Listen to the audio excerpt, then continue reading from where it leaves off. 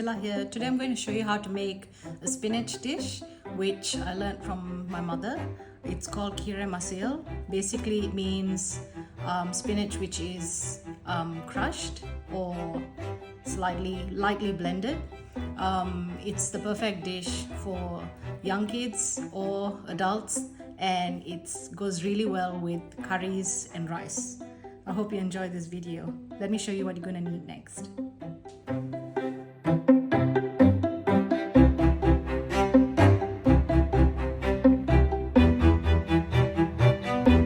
For this dish, you're going to need 500 grams of frozen spinach, 100 grams of grated or desiccated coconut. If you're using dried coconut, you need to rehydrate the coconut a little bit. This is fresh frozen coconut that I have here. Then you're going to need 1 large onion, which is chopped roughly, 1 large chili, which is also chopped roughly, salt to taste, and 1 lime, the juice of 1 lime. For the tempering spices for spinach, you will need 1 or 2 tablespoons of ghee, 1 teaspoon of mustard seeds, 1 red dried chili that has been cut up, 8 to 10 curry leaves, and 1 small onion that has been chopped fine. So to start this dish off, we're going to just add maybe 2 or 3 tablespoons of water, because this is frozen spinach, so there's quite a bit of water in it already. We're just going to add that so that it doesn't burn at the bottom. I'm going to put that in, put the onions and the green chili in as well, and also the salt. Just maybe put half a teaspoon in first, and then you can always taste later once it's cooked. But as you can see, it's quite dry, so I'm going to add a little bit more water. So probably you can add about half a cup of water and let it just boil slowly so that the spinach can cook. You need the spinach and the onions and the green chilies to cook down before we can go to the next step.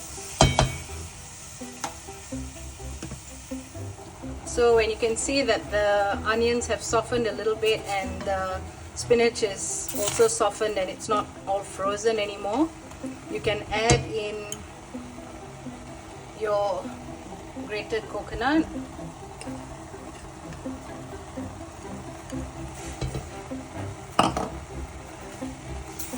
And just stir it through and let it simmer again for a little while, because now we want the coconut to incorporate and cook down as well before we go on to the next step. I think that the salt that I added earlier was not enough, so I'm going to add a little bit more salt. I've added a total of 1 teaspoon of salt, so I think that should be enough. But once we've used the hand blender to blend it, we'll try it again and see, and add some more salt then if we need. Okay, so at this point I feel like the dish needs just a little bit more water so that it doesn't get hot at the sides like it is on this side. I don't know if you can see that. I'm just going to add probably half or quarter of a cup, but I'm adding boiling water so that it doesn't slow down the cooking process. That's a very important thing to remember when you're cooking. If you need to add water to your dish, always add boiling water, because adding cold water from the tap will just slow down the cooking process. And I also tasted for salt, and I think it needs a little bit more. As usual, salt is really to taste, so I can only give you a guideline, but it's really up to you, because some people need more salt than others. And so I've put 1.5 teaspoons so far, but again we will taste it at the end and see if we need to add more salt, depending on what the balance is like once we've added all the other ingredients. So we're just going to let it boil for a few more minutes, and then we will turn it off and let it cool down before we start the next step. So if you have a look now, you can see that the chilies are quite soft already, and so is the spinach. So I'm going to take it off the heat and let it cool a bit before I use this hand blender to mash it up a little bit. So now, as you can see, the dish has cooled down a little bit. So I'm going to use the stick blender and just mash it up a bit like this, roughly chop it.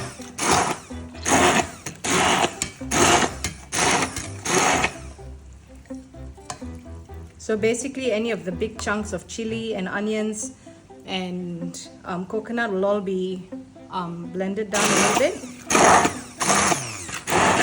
Traditionally they would have used a hand-held masher, and I remember watching my grandmother use that when I was small. No wonder all those ladies didn't need to go to the gym.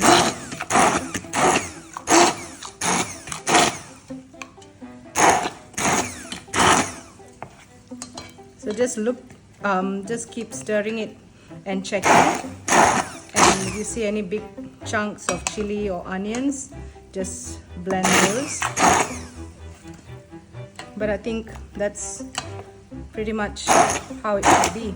So once you've already mashed it with the stick blender, you're going to put half of the lime. You can use lemon juice if you have only lemon juice, but the lime juice gives a slightly nicer flavor, and traditionally you use lime juice, I think. So just squeeze the lime juice in and stir it through. And the reason why I'm only putting the lime juice in now as opposed to doing it earlier when it was still very hot is because if you had added the lime juice at that point, you would have made the spinach discolor, and you won't have a nice green dish. You probably have a blackish looking dish, which is not very attractive on the plate. So now that we've added that in, you can actually leave the dish as is. I stop here when I'm cooking at home for us, but traditionally we actually add tempering spices, so I'm going to show you how to do that next. So for tempering the spices, we're going to start by heating the pan with the ghee, and then I'm going to add mustard seeds. You need to be able to hear them splutter. Once they start spluttering, add in the chilies, the curry leaves, and the onions. And just stir that through. We're going to cook this until the onions are nice and light brown, and then we will add it to the spinach. When your onions look like this and nice and golden, then you can turn off the stove and we can add it to the dish. So you can just put it on the top, and then your dish is ready to eat. I hope you enjoyed this video. Happy cooking!